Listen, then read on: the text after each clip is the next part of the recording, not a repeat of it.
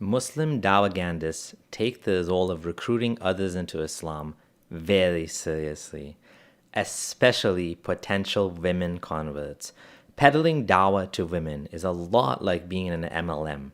You're always looking for people to recruit, and that means you have to lie about what the benefits are in order to rope women into joining you. The stay at home wife and mom role is drummed up a lot as a selling point to non Muslim women. But is this stay at home package Islam sells really good? Or is it just another scam? Today, my wife Huda is going to talk about the Islamic stay at home wife and mom scam, how women are used and abused in the religion in order for men's benefit, how the model of marriage is completely one sided in favor of men. We're going to share some clips from the so called scholars and some of the women who experienced this. So I come on this app and say, oh, I've been together for so years and he decided to divorce me. I don't know what to do. I don't know. Let's get into it.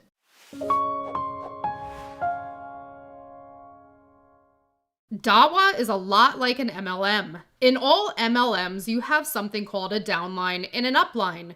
If we apply this to Dawah, the upline is all of the famous scholars, imams, and Islamic playing pieces in the game of Dawah. The upline would be the people like Yasmin Mogahed, Omar Suleiman, Yasser Qadi, and people like this. The ones who run multi-million-dollar organizations like Yaqeen Institute and get paid tens of thousands of dollars to speak at events. These people are always trying to recruit others into Islam, which would be the downline.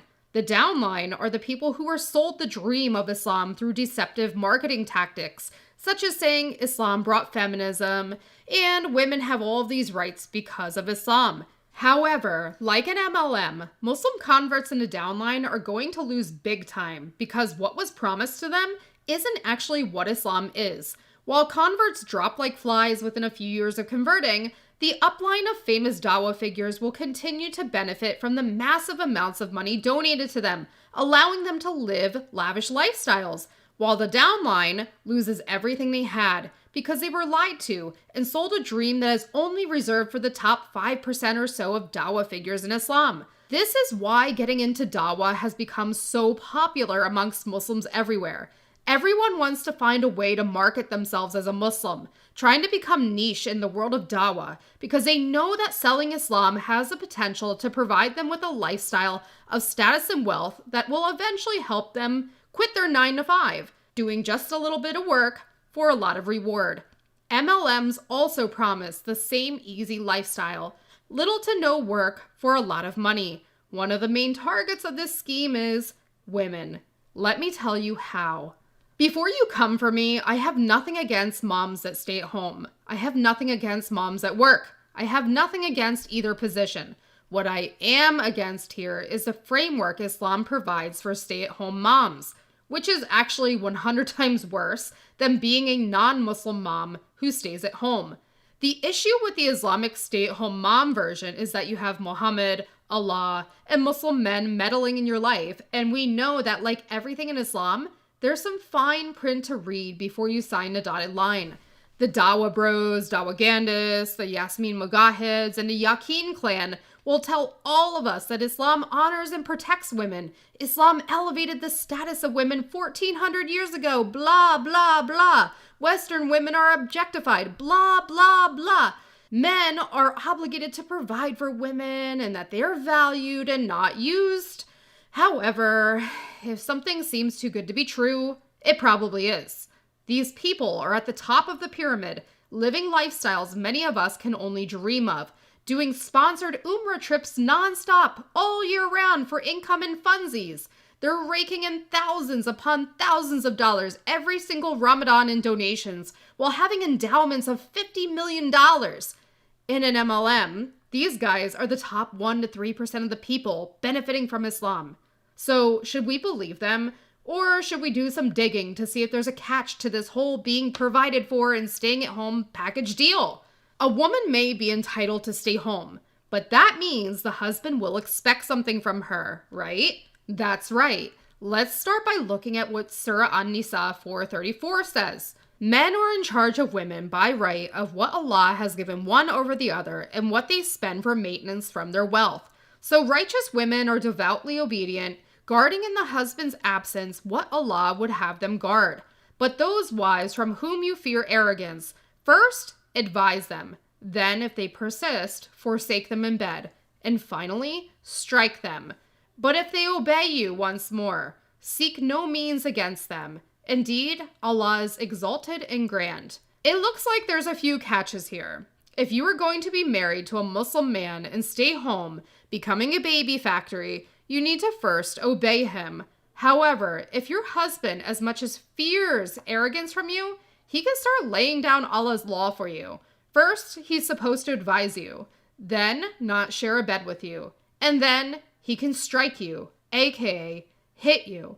So your husband can forsake you in bed if he's unhappy with you, but just remember, you also owe him sex whenever he wants. Don't believe me? Here's a Sahih al-Bukhari source straight from Muhammad's mouth. Allah's messenger said, if a husband calls his wife to bed to have sexual relation, and she refuses and causes him to sleep in anger, the angels will curse her till morning. It gets even worse, guys. Not only do you have to obey your husband, and your body is his to use whenever he wants, Muhammad has an even more concerning take on how meaningful the husband is in the relationship compared to the wife. In this hadith, Muhammad confirms that a wife's body is not her own, but of her husband's. If I were to command anyone to prostrate to anyone other than Allah, I would have commanded women to prostrate to their husbands, by the one whose hand is the soul of Muhammad.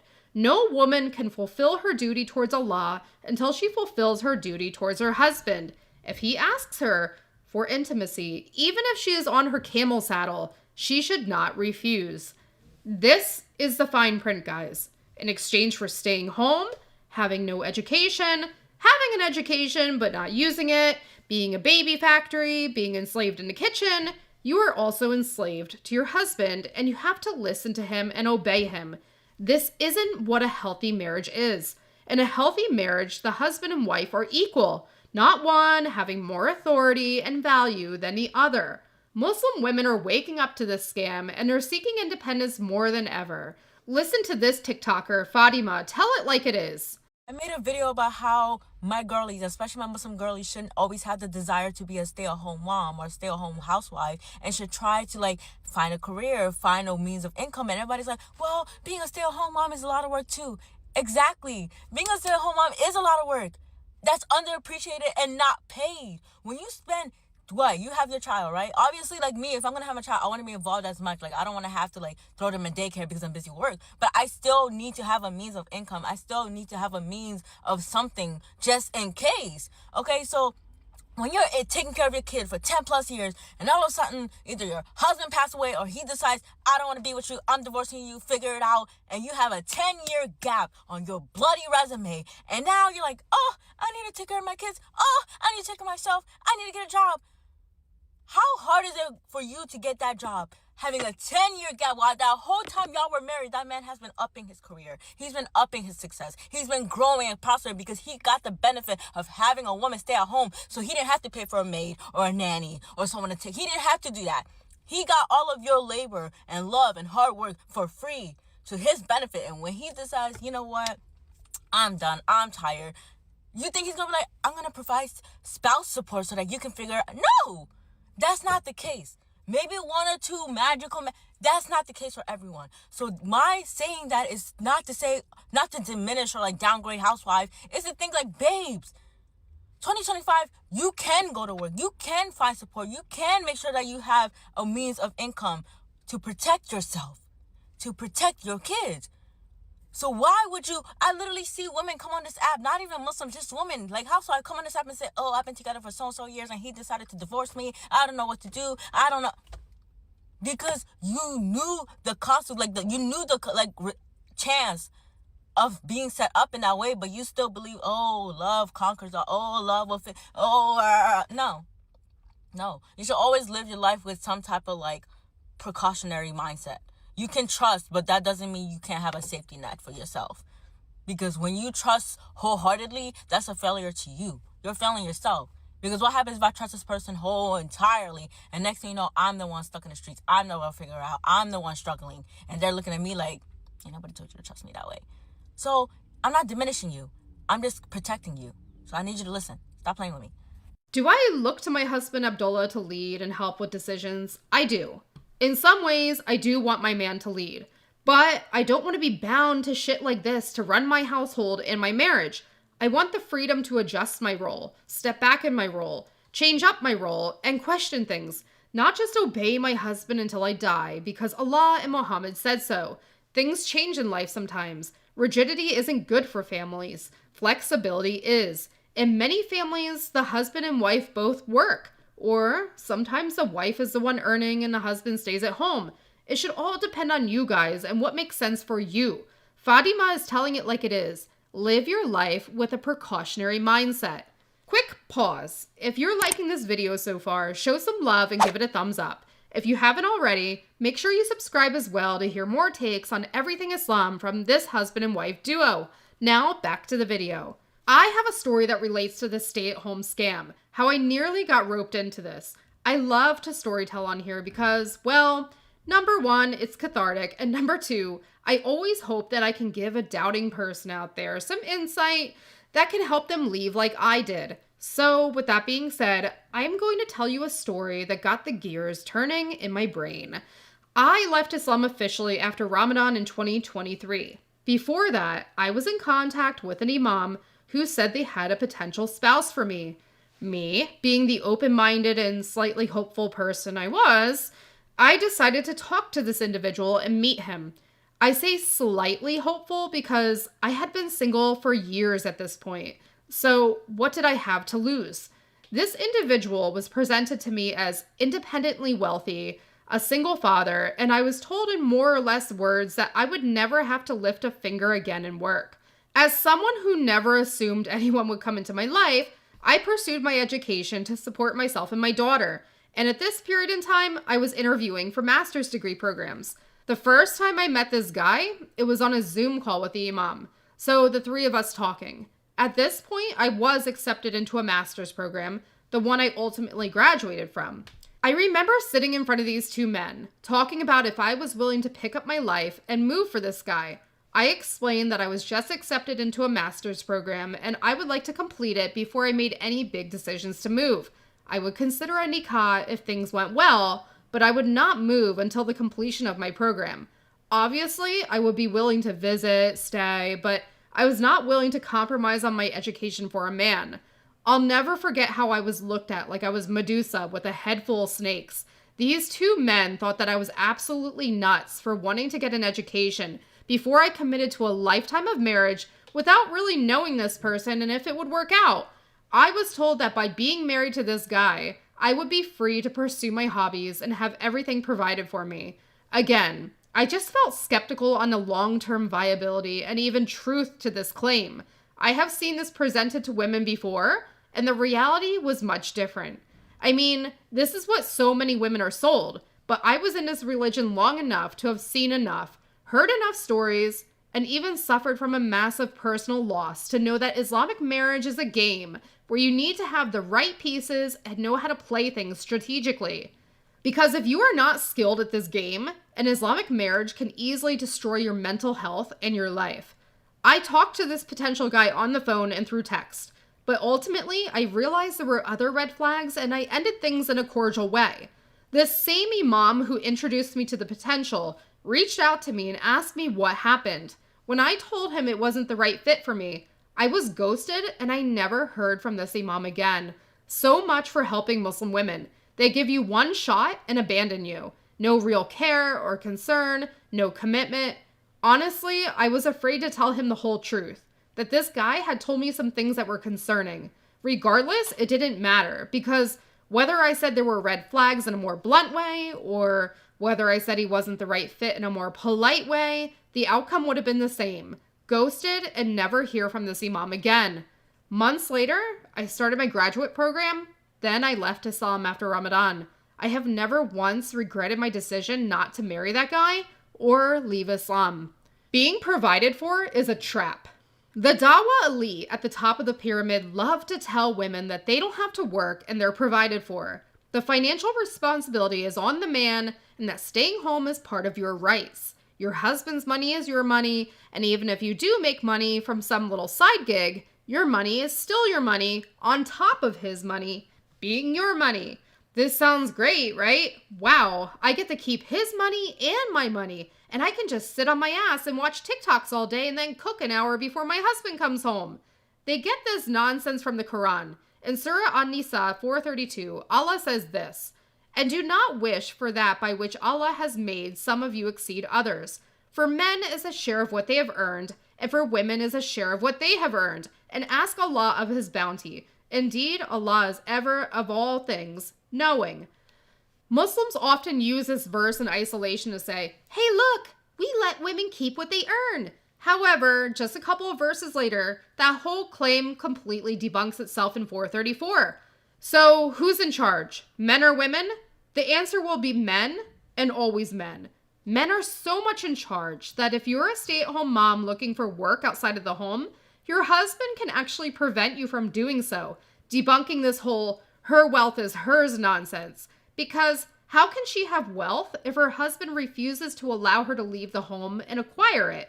Hell, she isn't even allowed to fast without his permission, just in case he wants sex that day. Muhammad even says that women are just part of a flock, and the husband is in control, doing all of the decision-making and leading. The messenger of Allah said, "Each of you is a shepherd, and each of you is responsible for his flock. The Amir, ruler, who is over the people, is a shepherd, and is responsible for his flock. A man is a shepherd in charge of the inhabitants of his household, and he is responsible for his flock. A woman is a shepherdess in charge of her husband's house and children, and she is responsible for them. And a man's slave is a shepherd in charge of his master's property, and he is responsible for it. So each of you is a shepherd, and each of you is responsible for his flock."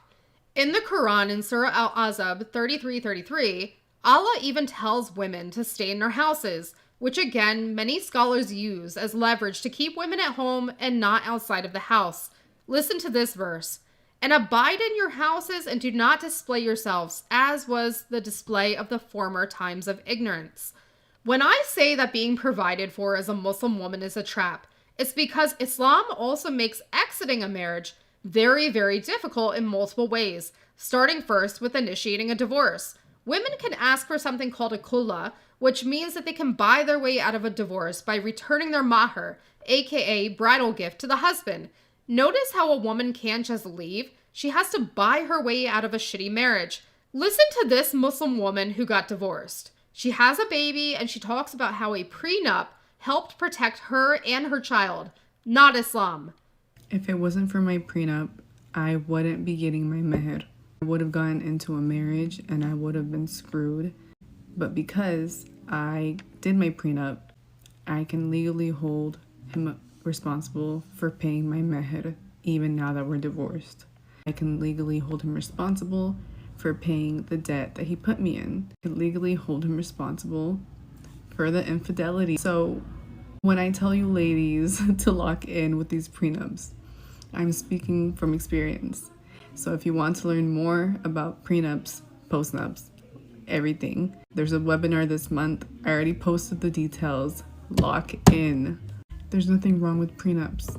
It needs to be normalized for women. I thought Muslim women only needed Allah's rights that he gave to them. A prenup is not part of the Islamic marriage framework. So it sounds like the Sharia really is shitty enough for Muslim women to need secular laws to help save them when it all falls apart. There's one woman who wanted a divorce, but Muhammad made her buy her way out of it. Listen to this narration by Ibn Abbas. "The wife of Thabit bin Qais came to Allah's messenger and said, 'O Allah's messenger, I do not blame Thabit for any defects in his character or his religion, but I cannot endure to live with him.' On that, Allah's messenger said, 'Will you return his garden to him?' She said, 'Yes.'" Wow. Imagine giving your wife a garden as a gift, a form of sustenance for her, and you're such a shitty person that you ask for it back. Why not ask for some seeds from the garden to start your own? There was no Target or anything in 7th century Arabia. It was life and death. But yeah, let's take away this woman's form of sustenance so she can leave you. Just goes to show you that marriage in Islam is similar to prostitution. You pay her to have sex with her for life, If the relationship doesn't work out, she has to refund you. So in that way, it's even worse than prostitution, because even if she did sleep with you multiple times, she still has to give you back the mahr if she wants out. It gets even worse. Muslims will always say that divorce is halal, but hated by Allah. Okay, whatever, I guess. He hates it but allows it. However, there is some fine print here. When it's not absolutely necessary. You're going to hell if you ask for a divorce. Any woman who asks her husband for a divorce when it's not absolutely necessary, the fragrance of paradise will be forbidden to her. That sounds like a pretty shitty deal. So you were given this quote-unquote right to stay home, be provided for, and la-di-da. But the catch is, if you want a divorce for a reason that is not deemed absolutely necessary by Sharia, you're going straight to hell. For a man, however, divorce is as simple as saying, I divorce you 3 times, also known as triple talaq. It's both in the Quran and the Hadith. In this verse in Surah Al-Baqarah, Allah says this, and if he has divorced her for the 3rd time, then she is not lawful for him afterward until after she marries a husband other than him. Oh yeah, by the way, in order for the husband to have her back, she needs to marry someone else, bang him, then she can divorce him and return to her husband. Allah really has some twisted thinking here, doesn't he? No suggestion of marriage counseling, reconciling. Nope. The woman has to go marry and bang another dude, and then she can get back with her husband. There's a really creepy story about where Muhammad refers to the D and P as honey that needs to be tasted. Listen to this. The messenger of Allah was asked about a man who divorced his wife 3 times, and she married another who entered upon her, but divorced her before having intercourse with her, whether she was lawful for the former husband. She said, the Prophet replied, she is not lawful for the first husband until she tastes the honey of the other husband, and he tastes her honey. Imagine that. The marriage is dead on arrival, but you need to take his D to get the other D, aka divorce. Then you can go back to the D you actually want, your first husband. Welcome to the circus of Islam, guys. Why aren't the Dawah Gandhists handing out pamphlets and telling these types of stories at their Dawah booths? It's because they hope they can rope you in with a few vague verses and hadith, presenting them as flowery as possible. They know women would run for the hills if this is the Dawah script they presented to women who have zero knowledge of Islam. If you're thinking, I know happily married Muslim women, you would be right. Not every single relationship falls into this abusive trap. Many are indeed happy. Not all of them follow these points in Islam. They pick and choose. The point is not about finding contrary examples. The point is the system enables abuse and sets women up for failure, leading to a disproportionate number of sad stories that I have seen over and over again. When you trade your freedom and sanity for the stay-at-home wife and mom scam, you give up a lot with very little to gain in return. There's a lot of risks and hidden costs which are not presented to you up front. These risks and hidden costs often appear in the early talking stages, but they're ignored. They appear after marriage through experience in everyday life, such as being told a good Muslim wife does X, Y, and Z. Then you look up the sources your husband presented to you, and you realize he's right. After this realization, you are now in full awareness that this is a scam and you need to jump ship. The Islamic stay-at-home model hides total obedience, power imbalance, and total dependency on the husband until it's too late. Islam tries to glorify mothers by saying heaven is under their feet, but when the rug is pulled from under their feet in the event of divorce, custody of the children goes back to the father if the woman remarries.